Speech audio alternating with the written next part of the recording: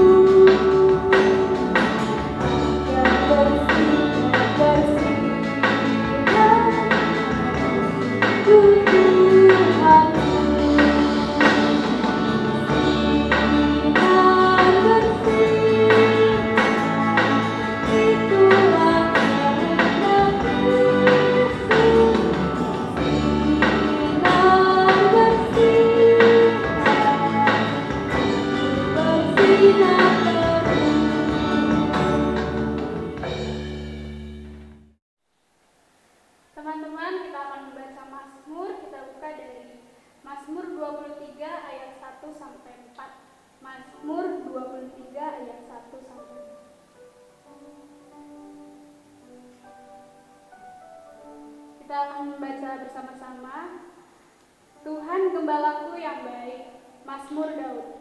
Tuhan adalah gembalaku, takkan kekurangan aku. Ia membaringkan aku di padang yang berumput hijau. Ia membimbing aku ke air yang tenang. Ia menyegarkan jiwaku. Ia menuntun aku di jalan yang benar oleh karena namanya. Sekalipun aku berjalan dalam lembah kekelaman, aku tidak takut bahaya. Sebab engkau besertaku, gadamu dan tongkatmu itulah yang menghibur aku. Kita akan mendengarkan firman Tuhan. Sebelum kita mendengarkan firman, kita nyanyi Ku Hidup Bagimu.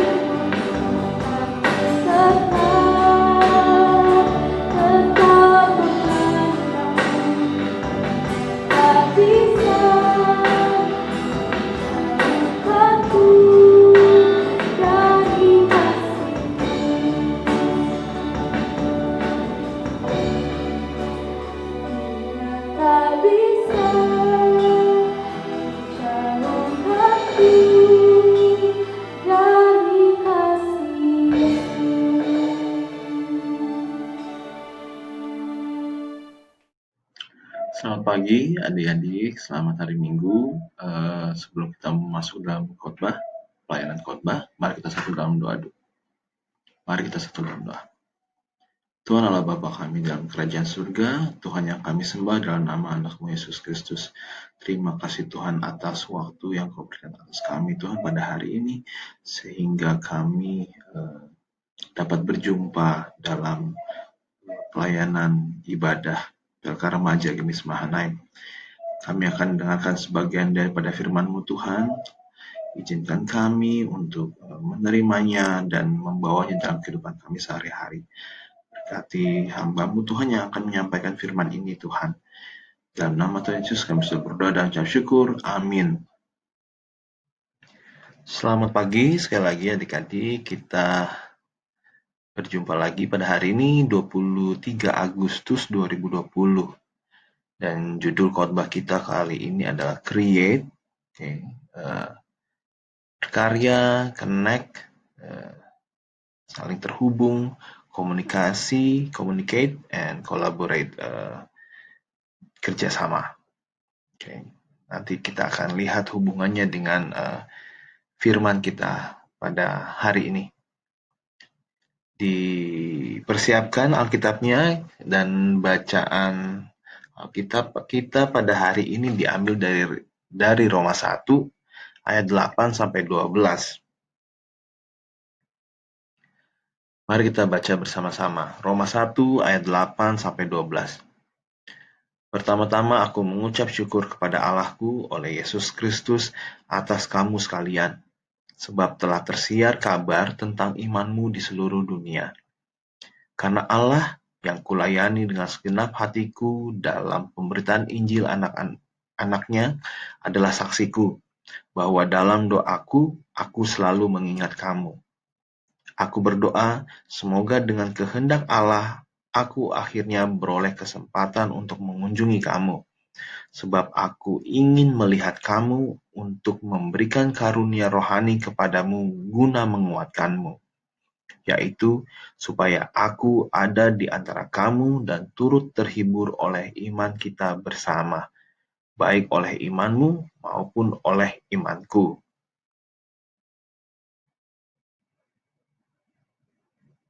Oke, sebelum Aldi jelaskan inti dari khotbah ini, ada baiknya kita melihat latar belakang dari surat Paulus kepada jemaatnya di Roma.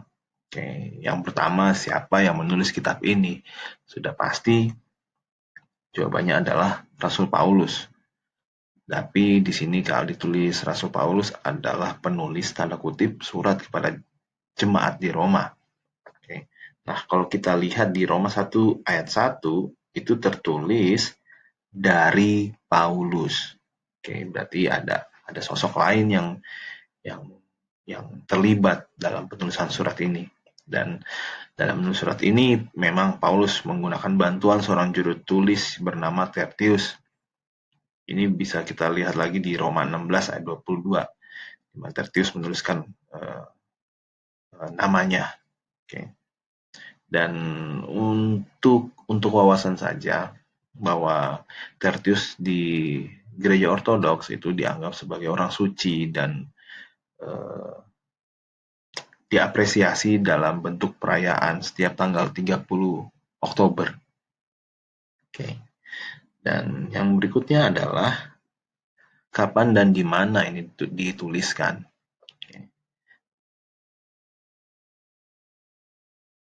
Surat dari Paulus kepada jemaat di Roma ditulis menjelang akhir dari perjalanan misionaris ketiganya. Beberapa tulisan memberi petunjuk bahwa Paulus menulis surat ini selama 3 bulan, dan itu pada saat dia tinggal di Korintus. Oke, jadi sekitar tahun 55 dan tahun 56 Masehi. Oke.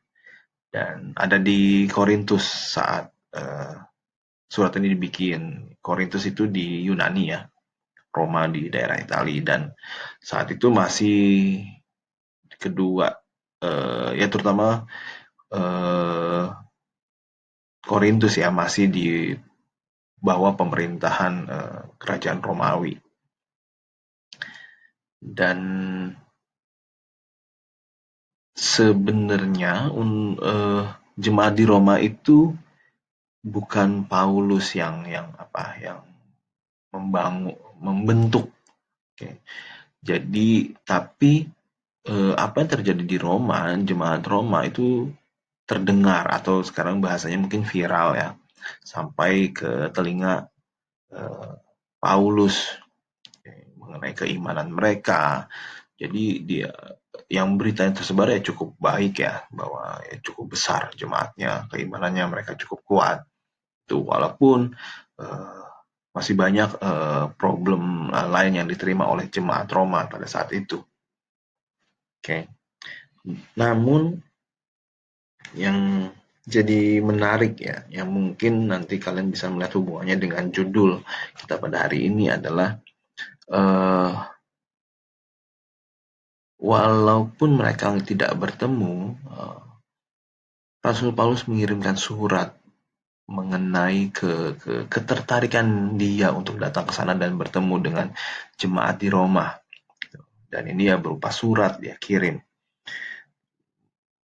Mendengar kata surat, Aldi langsung terhubung dengan istilah berkomunikasi, komunikasi.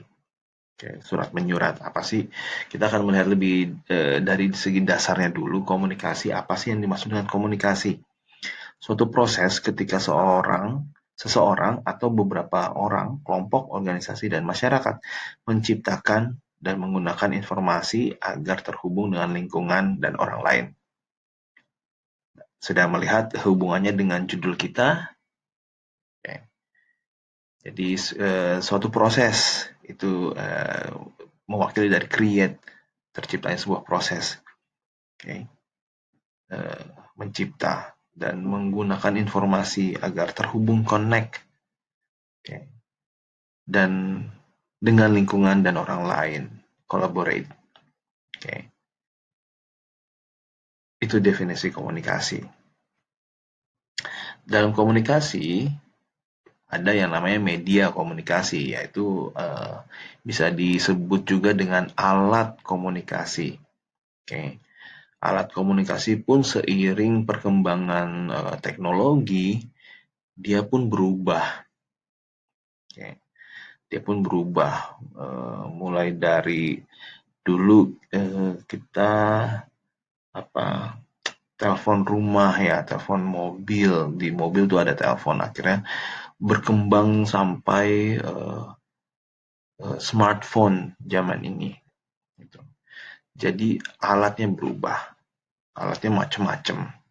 Oke. Lalu apa yang membedakan, apa yang membuat hal ini menjadi penting untuk dibahas? Oke. Antara komunikasi dan alat komunikasi. Komunikasi tetap, media dan alat berubah. Apa maksudnya? Kalau untuk media dan alat seperti Kak Aldi jelaskan yang sebelumnya bahwa dia berubah. Dia bisa berubah bentuk, dia bisa berubah ya teknologinya. Mungkin kalau kalian tahu pager, dulu orang menggunakan pager untuk mengirim pesan. Tapi kita harus ngomong ke operator dulu, lalu operator mengirimkan pesan teks ke alat pager. Tapi setelah itu udah nggak perlu, semenjak ada SMS, sudah pager itu akhirnya kalah SMS. Muncul BBM dengan hanya menggunakan kuota internet. Lalu mulai ada WhatsApp. Gitu. Media-medianya berubah. Oke. Banyak bahkan brandnya, tapi komunikasinya tetap. Apa yang dimaksud dengan komunikasinya tetap? Komunikasi, definisi komunikasi itu tidak berubah. Dia tetap menyampaikan sesuatu, hanya saja alatnya yang berubah. Oke. Seperti misalnya kalau Kak Aldi boleh singgung, misalnya ilustrasinya adalah saat belum ada handphone, orang ya ngumpul di kayak di tempat entah warung kopi kah, ngomongin ini itu, ngomongin politik, ngomongin kondisi ekonomi di warung kopi. Tapi sekarang mungkin udah nggak perlu ke warung, udah ada yang namanya grup WhatsApp misalnya. Ngomongin politik di situ, ngomongin ekonomi di situ, ngomongin soal anak mungkin di situ semua. Topik-topik yang dikomunikasikan itu tetap, hanya medianya yang berubah. Tadinya harus ketemu muka, sekarang nggak perlu ketemu muka, bisa typing, bisa ketik-ketik di WhatsApp grup. Itu yang dimaksud komunikasi tetap, tapi alatnya berubah.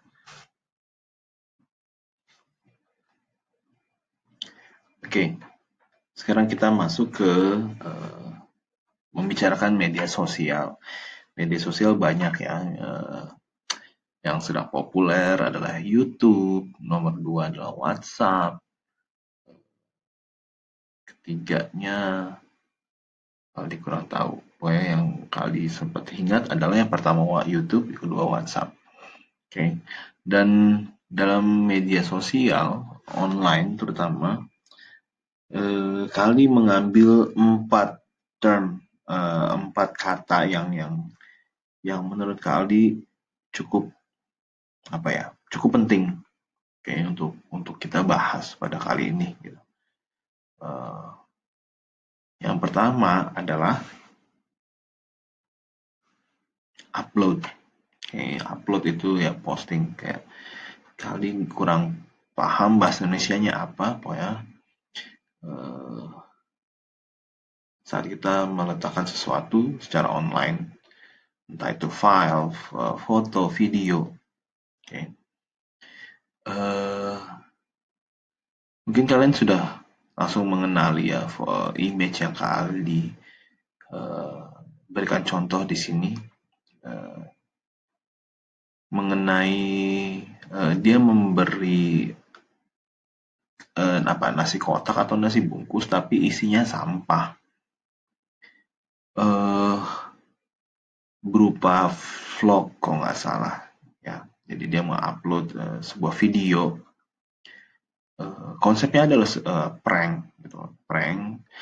Kali sendiri sering sekali nonton prank begini di YouTube ya. Dan ya jujur Kaldi prank yang Kaldi tonton sih membuat Kaldi terhibur ya, gitu. Walaupun banyak prank yang soal sosial eksperimen kah, gitu. Tapi di sini sih menurut Kaldi kalau anak sekarang mungkin bilangnya unfaedah, tidak berfaedah gitu.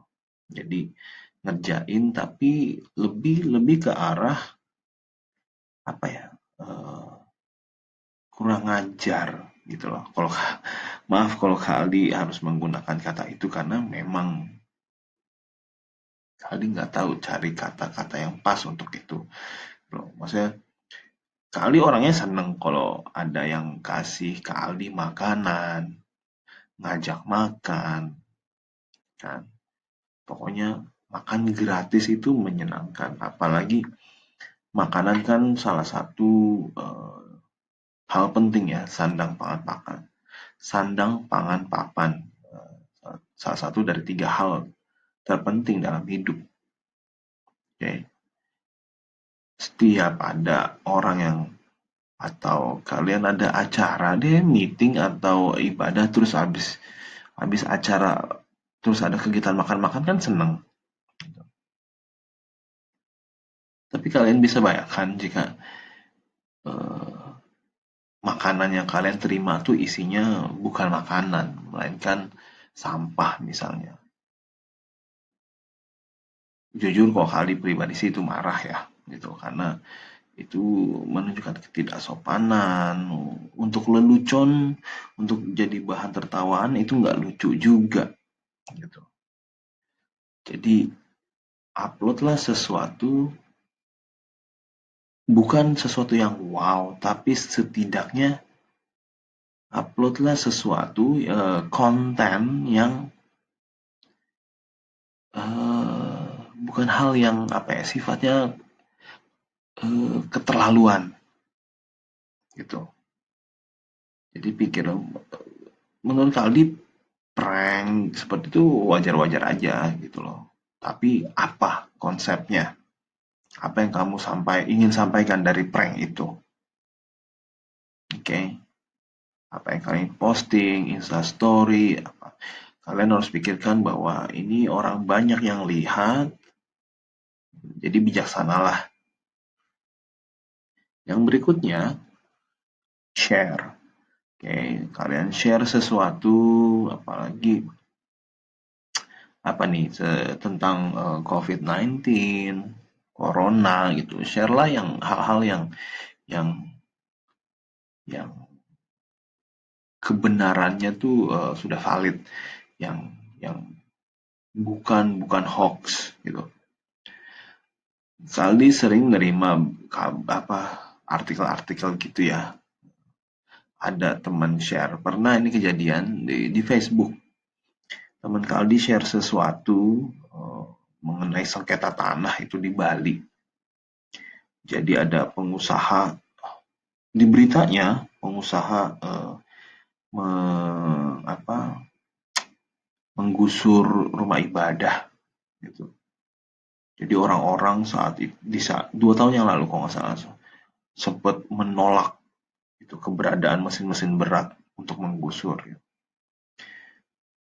Kaldi belum komen apa-apa di situ, tapi Kaldi coba search cari beberapa artikel yang membahas hal yang sama. Ternyata itu tanah sudah dibeli dari tahun 90-an gitu, dan orang-orang ya mungkin yang marah orang-orang yang nggak tahu apa-apa ya. Tapi tanah itu sudah dibeli luas sekali, dan warga di situ diperkenankan untuk tinggal gitu. Dan mungkin pada 2 tahun yang lalu si pengusaha ingin menggunakan lahan itu. Mungkin ini sama seperti Gemis Mahanem di Enggano ya, yang kita jemaat Gemis Mahanem hanya punya hak guna gitu, tapi tanahnya bukan punya Gemis Mahanem. Jadi jika sewaktu-waktu si pemilik tanah ingin menggusur Gemis Mahanem, itu sah-sah saja, bisa-bisa saja, karena kita numpang di tanah orang begitu. Jadi untuk cari info ini benar gak, kalau saya share apa yang terjadi, apakah saya akan justru memperparah keadaan, justru saya ikut membantu menyebarkan kebohongan kah? Itu harus dipikirkan. Oke. Yang berikutnya adalah komen. Oke. Ini komen, apalagi kalian nge-follow idola-idola kalian. Ini ada salah satu komen yang menurut kali apa ya maksudnya. Di sini dia bilang, di contoh yang kali diambil, Aurel paling hitam, paling hitam.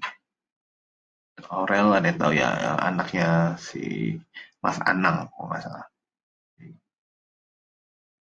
Aurel paling hitam. Kalau kulitnya emang hitam, terus gimana dong? Iya kan, kayak kita kalian misalnya foto sama teman-teman kalian, terus yang salah satu misalnya dari Papua, dari Indonesia bagian timur, yang biasanya memiliki warna kulit yang lebih gelap. Terus dikomentarin, wah, lu hitam banget di sini. Ya memang kulitnya hitam. Terus harus diputih-putihin kan enggak. Oke, komentarlah yang pintar. Oke. Sewajarnya, nggak usah ngomongin kulit gelap atau kulit terang lah. Memang karakter kulitnya begitu. Yang berikutnya adalah chat. Ini mungkin yang paling seringnya, yang paling sering dialami mungkin. Gitu. Ingat yang Kak Aldi bilang sebelumnya bahwa komunikasi itu tidak berubah, dia tetap menyampaikan pesan, dan dalam komunikasi pun ada unsur tata krama, ada unsur etika, ada unsur sopan santun. Oke. Seperti kalau kalian perhatikan di surat Rasul Paulus kepada Roma, ada yang judulnya pasti salam. Salam dari Paulus menyebutkan gitu. Ini di contoh yang kali kasih, dia hanya ketik P. P itu diadaptasi dari ping ya, waktu zaman BBM. Ping, cuman ini disingkat jadi P. Terus dibales sama yang punya ini. HP doang pinter, orangnya enggak. Tulis kek, selamat malam, saya Umar, saya dapat nomornya dari XYZ, saya ngechat tujuannya A, B, C, D, gitu. Salam. Selamat pagi Kak Uni, mau tanya, untuk meeting besok jam berapa ya? Terima kasih. Gitu loh. Karena kalian nggak ngobrol sama orang yang sebaya sama kalian gitu. Nggak usah sebaya, kayak misalnya kali, misal atasannya Kak Aldi itu sebaya. Tapi karena dia atasannya Kak Aldi berbeda cara berbicaranya. Gitu. Jadi harus tahu situasi, menyadari kita sedang berbicara dengan siapa. Misal kalian mau nanya ke guru, "Selamat pagi Pak, maaf mengganggu waktunya, saya ingin bertanya soal bla bla bla bla," gitu.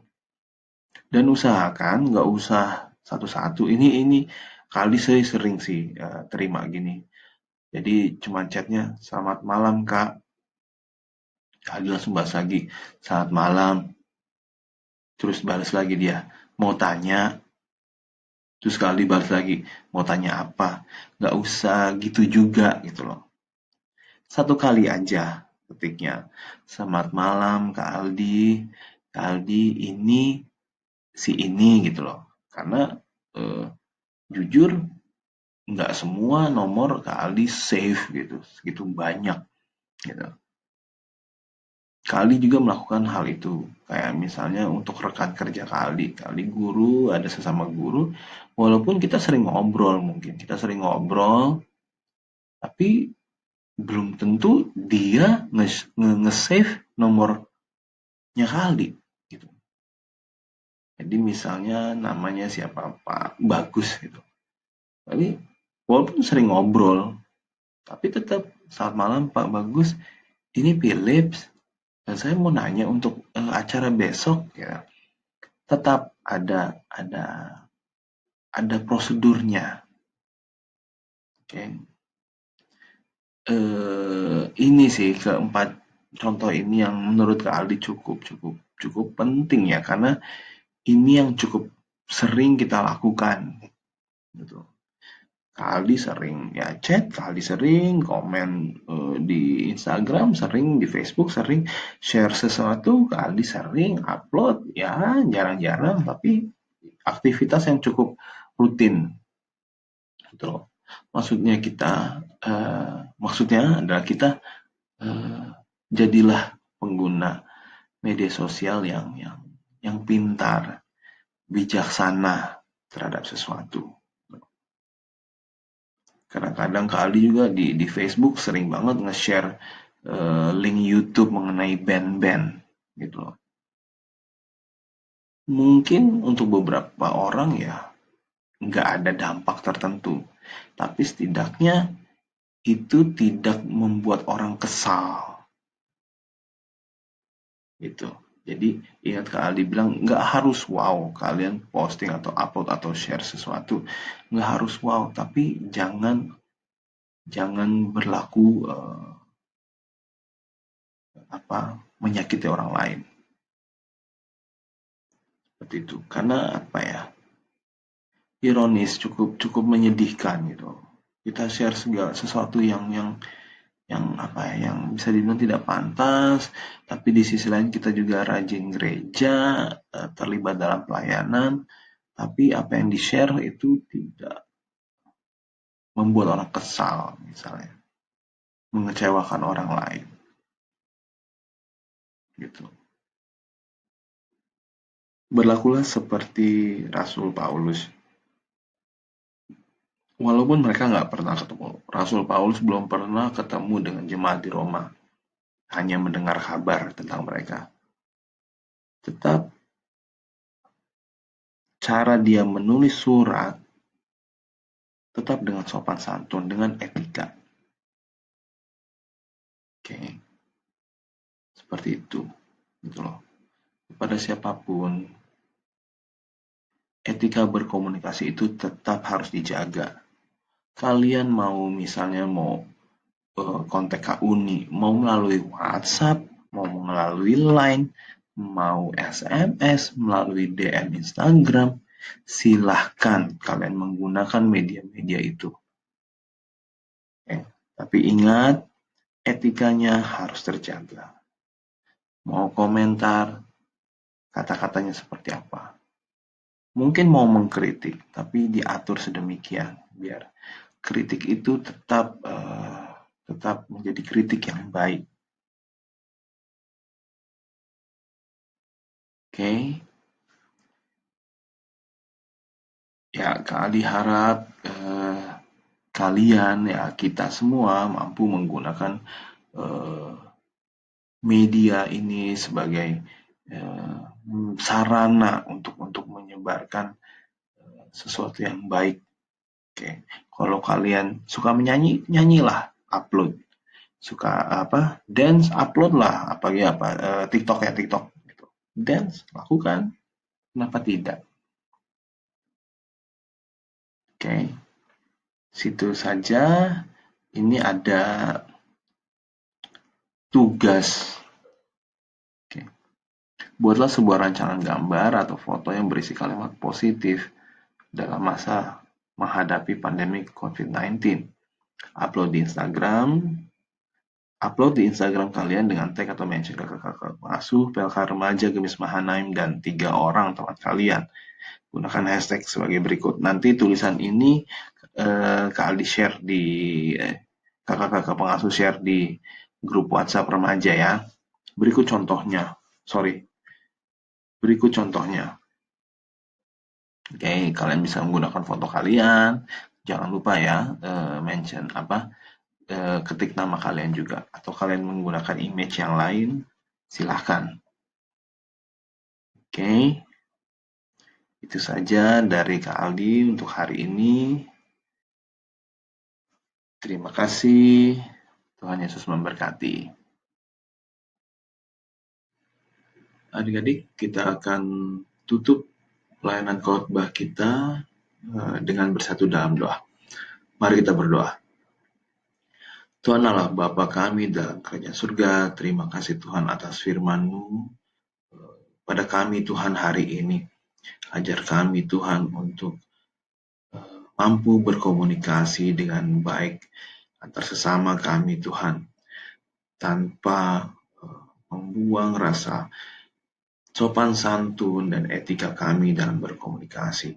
Ajar kami menjadi masyarakat yang bertanggung jawab dalam penggunaan media sosial, sehingga kasih setia-Mu terpancar dalam perilaku kami, dalam perkataan kami sehari-hari. Ajar kami Tuhan, bimbing kami selalu hari demi hari Tuhan.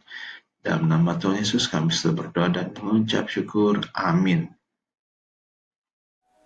Teman-teman, kita akan memberikan persembahan. Sambil kita menyiapkan persembahan kita masing-masing, kita akan satu pujian bersyukurlah.